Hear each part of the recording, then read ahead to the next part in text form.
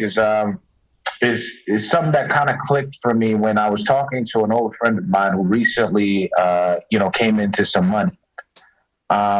So an old friend of mine, I've known this guy for, gosh, at least 15 years.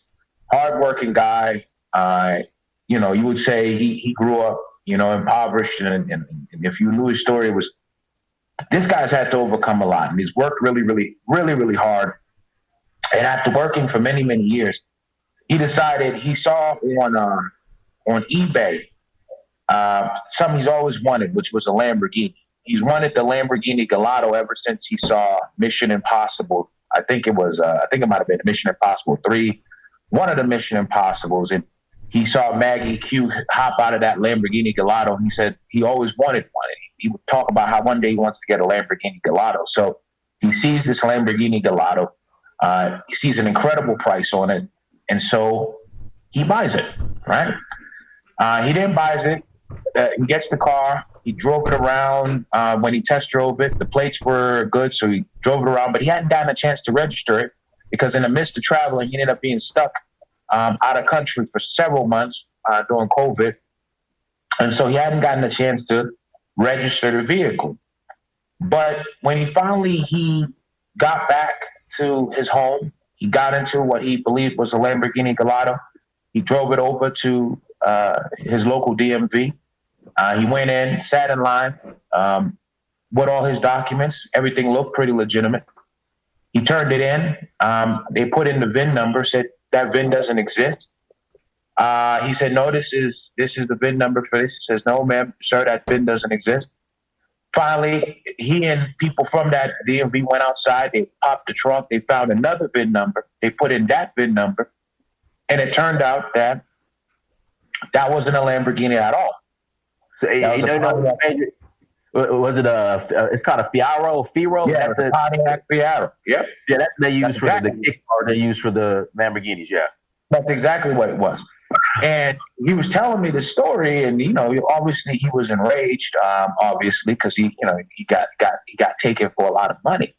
And I remember asking, I said, Jim, how could you not know that wasn't a Lamborghini? How could you not know that wasn't a Lamborghini? Didn't you feel it when you were driving it? You couldn't tell? Finally, my friend says to me, Bishop, truth be told, no, I couldn't. And I said, how couldn't you? He says, well, I've seen a Lamborghini on TV, but I've never actually seen a Lamborghini in person before, let alone been inside of one. And I certainly never drove one. So it looked like a Lamborghini. He said it was a Lamborghini, so I believed him. Because I didn't know the difference between a real Lamborghini and a fake one. Wow. Right? And I said, and at that moment, I said, whoa, that makes sense. Because then I realized, yeah, most people probably would fall for that too. Anybody could fall for that, right? The papers looked right. I said anybody could have fallen for that if you had never really driven around in a Lamborghini. Right. But then I extrapolated and I just kept on thinking about it, and then it hit me. I said, we as Black people in America, we are the same when it comes to freedom. You got to understand, Black folks came on ships and hulls of ships and were enslaved for 250 years, then continued with apartheid for 100 more. Right. Black folks have never known freedom in America. They've never known it. And so when white people tell you that this is freedom, or what freedom is, you believe it because you don't know what the real thing feels like.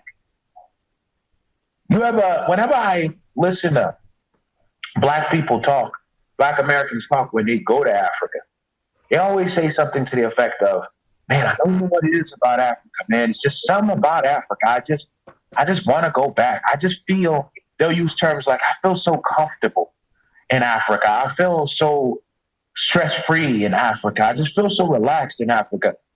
They don't know what to describe what they're describing. They don't know what it is that they're describing. You know why? Because what they're experiencing for the first time in their lives is something they haven't experienced for hundreds of years generationally. And that's freedom. They don't know freedom. And so when you don't know what freedom is, You only have a version of freedom, and that version of freedom that these white folks have offered you is just a new remixed version of enslavement. It's enslavement 2.0. Lumej, let me ask you this. So let me ask you this. Not that cut you off, so I won't forget. So the Black Americans are doing well. Like I was in corporate America making good money. You know, they'll point to Oprah Winfrey. You know, everybody, the Black people in Atlanta who are doing very well. Like, explain that. Okay, we're not free. You know, you have all these Black Americans who are doing well and who are successful here in America in the system. But then you're saying it did expand on my. Actually, it ties in together. You know, if you go to any prison in the United States, okay, there's usually a small group of guys that are inmates that live incredibly well. They've got really large cells that they usually will have by themselves. They'll even have Persian rugs inside the cell. They'll have TV, PlayStation 3 or 4, whatever's newest cell phone.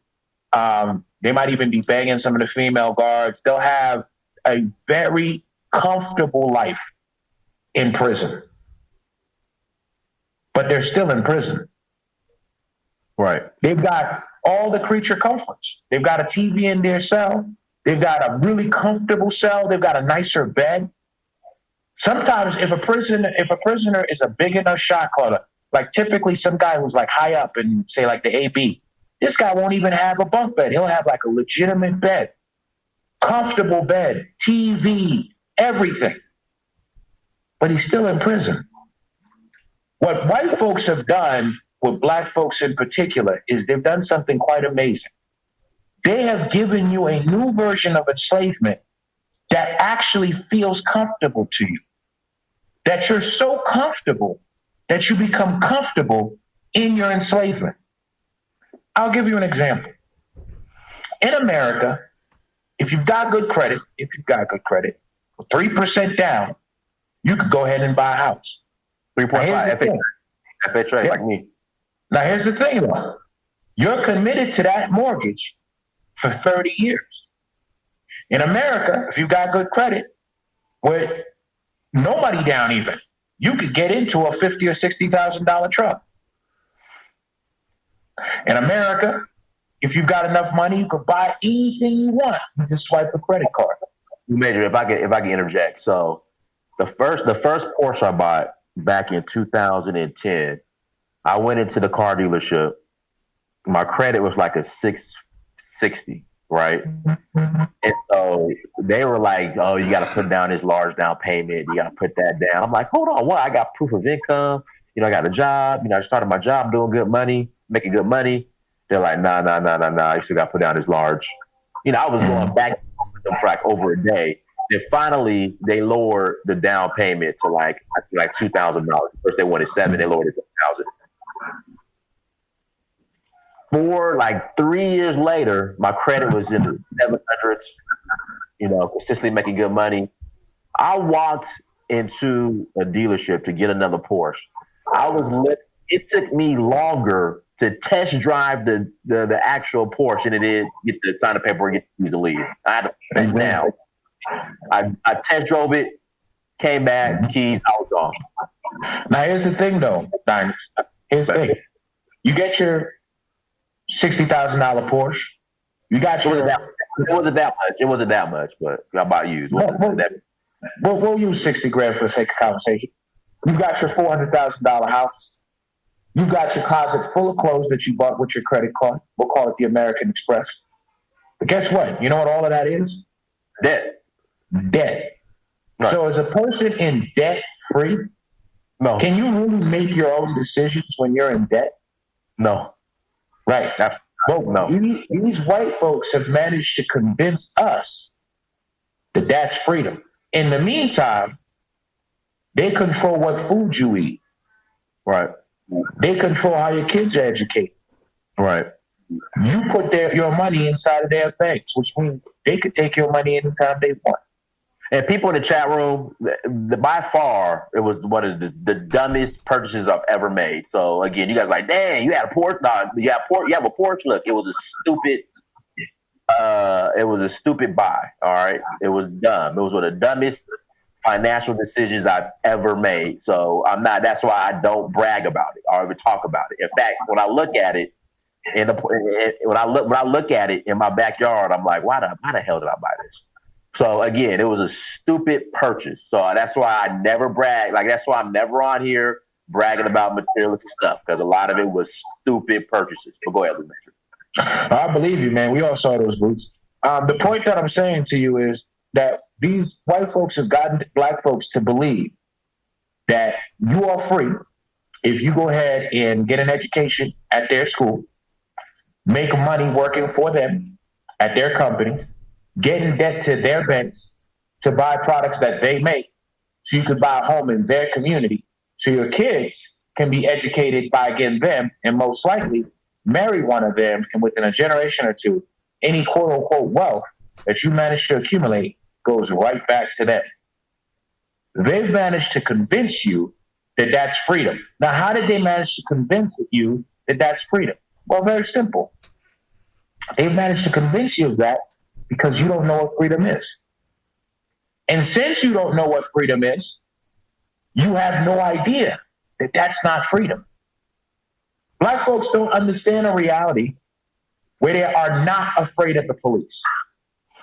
Black folks don't know a world where they're not afraid of the police. Black folks don't know a world where they see themselves on the money. Black folks don't know a world where everybody on the television looks like them. They don't know a world where all the billboards have them on it. They don't know a world where everybody who's in charge looks like them. They don't know a reality where they don't have to think about how they got to talk a certain way so that they are accepted. I mean, think about how you live in America as a Black American. Have you ever stopped to think about that? Black folks have two different ways of talking. They have the way that they talk to each other, which is their real self, and then they have a way that they talk when they're around white folks. You think a free person needs to think about how they speak to appease another group of people? That's not freedom. Black man can make $500,000 a year, drive a Porsche, live in a mansion, but when that cop is behind him, is nervous. His heart still beats super fast. Lou, I give you another one. If I'm on the freeway and even if I'm going below the speed limit and the cop is in front of me, and if I know that if I start going the speed limit, then I might pass up that cop, I'll still go below the speed limit so I don't pass him up. Does that sound like a free person to you? Hell no. Right? Does it sound free that when you go to the hospital, you see that other person who doesn't look like you, and you got to worry about whether or not you're going to get the best care? Does that sound free to you? But the thing about it is, Black folks don't know the difference because they've never experienced freedom. Now, watch this. What is the biggest fear of every human being? Well, I'll answer that. The biggest fear of every human being is the unknown. All right. Why are people afraid to die? People are afraid to die because they don't know what's up there beyond the sky. Sam Cooke said it best, and a change is going to come. That's the only reason we're afraid of death. We're only afraid of death because we don't know what's on the other side. That's why we cling on to religion, because religion gives us a sense or a belief of what's on the other side. We are afraid of the unknown. So, if a group of people have never known freedom in their lives, what do you think they're going to be afraid of when presented with freedom? They're going to be afraid of freedom because they don't know freedom. You understand what I'm saying? Right. You would be surprised how many people who are in prison and they say they finish up their bid 16, 20 years, and they say it's time for you to get out, and they don't want to leave the prison. They don't want to leave the prison. They'll go and stab somebody so they could stay in the prison. And you got to think to yourself, why the hell would you want to stay in prison? Well, I'll tell you, because that's all they know. Right?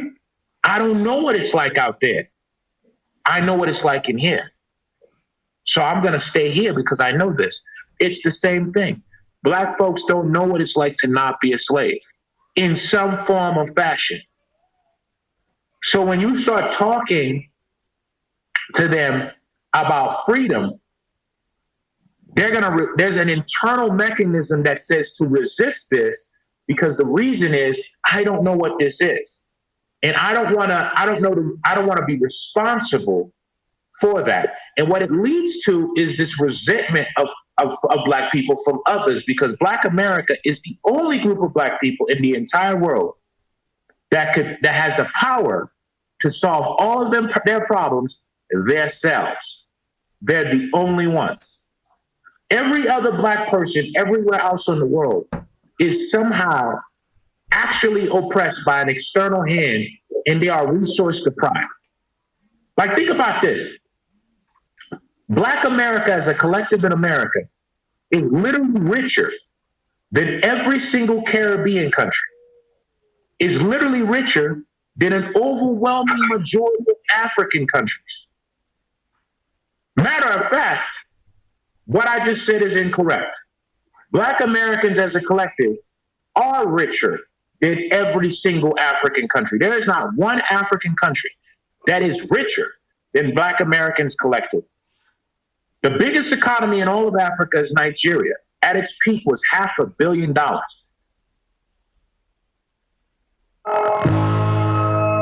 We're looking for people that want to improve their smile. Guys, my name. Its peak was $500 million. Our Black Americans bring in close to $2 trillion a year. That means Black Americans are 4 times richer than the richest African nation. So that means any problem that we have, we can solve it ourselves. And when we don't solve it ourselves, people resent us and they look at us with disgust. And the reason they look at us with disgust is because they don't understand that we don't know what freedom is. So when you don't know what freedom is, you don't know how to act as a free person. You don't know, you only know to tolerate oppression and abuse and complain about it and get some cathartic relief when you complain, because you don't actually know how to act, how you're supposed to respond to that as a free group of people. A free group of people do not accept being murdered in the street like trash by police. You just don't accept that. That's why no other group would accept it, because other groups know what freedom is. And so what other groups don't understand is they don't understand that Black people don't know what freedom is. So they don't understand why we do what we do. And when you start to actually understand the reality that Black folks don't know what freedom is, what it does now is it makes crystal clear why we do everything that we do. Why on Black Friday alone, in Philadelphia, 750,000 Black people in November is going to spend $3 billion in one day. That's in Philly. We're not even talking about New York, Chicago, just Philly. We're going to drop $3 billion in one day. So we can't say we ain't got no money. That's a lie. That's a lie. But we would rather listen to a hustler like an Antonio Moore or Yvette Carnell than to actually start to really collectively work together to do anything, because that's easier and you understand that. You know that. You don't know what it is to go ahead and buy tracts of land outside of the city, be armed to the teeth to defend it, and grow your own food, build your own houses, and educate your own kids. You don't know what it is to pull your resources together to start your own banks, to help people to start your own businesses, and to live independently and self-sufficiently. You just don't know how to do that. Or you do know how to do it, but you don't want to do it because it's not something that you know.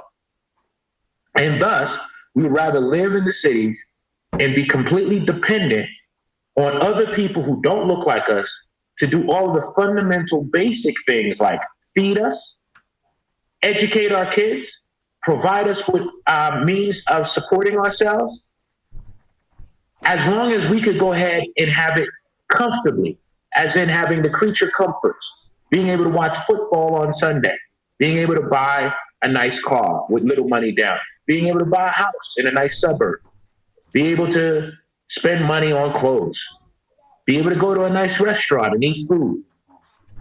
As long as you're able to do that and be at least comfortable in your enslavement, these guys got you convinced that that's freedom. Hey, there are a couple of questions in the chat room. Question number one is, what if you own everything outright, meaning your home, your car, and you don't have any debt, any bills, you don't have any credit card debt? And then number two, someone said, what about Mexicans, Asians, Indians who live in America? Like, are they, do you put them in the same category as Black America? Well, let's talk about Mexicans. Mexicans are easy because Mexicans, they are kind of constantly lumped together with us. And that's because when they came to America, they started beneath us and now they're surpassing us. But let's look at what the Mexican does, right? So the Mexican, he shows up to America. A group of them show up to America, maybe 10 of them. So what do? They go ahead and they all move into one house with each other. Then slowly but surely, next thing you know, they get the house next door, then the house next door, then the house next door. Then more of them move in. Then over time, they take over that entire block. Then over time, they take over that entire town. They start to establish businesses. They start to establish restaurants. They keep their money circulating within their community. And next thing you know, within one generation, now their kids are doctors, lawyers, pharmacists. And then those same doctors, lawyers, and pharmacists, you know where they live? You got it, in that same community. Then they go out there and they'll buy up the biggest house. They'll fix up a big house, or they'll have a big house in that community, and they build up their own community. These other groups that come to America, they're not here to assimilate. They're here to accumulate. Meaning their entire objective is to accumulate wealth for them and themselves. And if you talk to any of those people and you ask them what their end goal is, guess what? It's to go back. The Indian's end goal is to go back to India. He just wants to make as much money as he can in America so he could build something for himself back home and go back. That's the same case for the Mexican. That's the same case for the Asian. Right now, Europe is dealing with one of the largest immigration crises they have ever dealt with in history because of so many Indians leaving Europe, especially the UK, to go back to India. They're also dealing with that with not only Indians, but Chinese as well. They're all packing up and they're going back home. So every town in the United States got a Chinatown. Every town in the United States got a place where you know all the Indians live. Every town in America's got a place where you know all the Koreans live. They all congregate together. They own all the businesses in their communities. Black folks are the only people that do not, and not only do not, refuse. Let's take that one, make it one step further. Refuse to invest and build up their own communities. You will see, you go to Baltimore. I remember when I was a kid, I heard about Baltimore. I'm 33 years old. I've heard about Baltimore being a piece of shit place my whole life. And nothing's changed. Nothing's changed. Up until recently, they had the same guy running Baltimore, the same political leadership. And nothing's changed. The schools haven't gotten better. Nothing. Gary is still a piece of shit place. Nothing's changed. Well, I guess the excuse for Gary is that when Gary started, when black people started moving to Gary, you had white flight, and when white people left, they took all the resources. That's not an excuse. That's not an excuse. That means when they left, that means black folks could have come in and built it up themselves. Black folks can still go to Gary right now and build up Gary if they want to. Because here's what's going to eventually happen, because Gary's got a beach. Eventually, these white folks are going to come and take Gary, and then Gary's going to be nice. And I'm actually telling you something, because I know Gary very well. There's an area in Gary called Miller Beach, and white folks live there. And you'll go to Miller Beach and you won't even think you're in Gary. In the same fucking town. The white folks come, they have these nice houses, nice yards right in front of the beach, great businesses. They got all types of stuff in Gary. But in the rest of Gary's shithole. So you got to think about it. Like, that is black folks refuse to build up their own communities. They refuse to invest in. What is stopping black folks right now from pooling their resources together and buying up all those dilapidated houses in Gary, fixing them up, and creating gated communities, nice communities, and a nice safe haven for black people? Nothing. They just don't do it. They just won't do it. What's every black person in Gary's dream? They want to get out of Gary and go live in Valparaiso or Duquette or somewhere in Chicago amongst white folks. They've got Gary.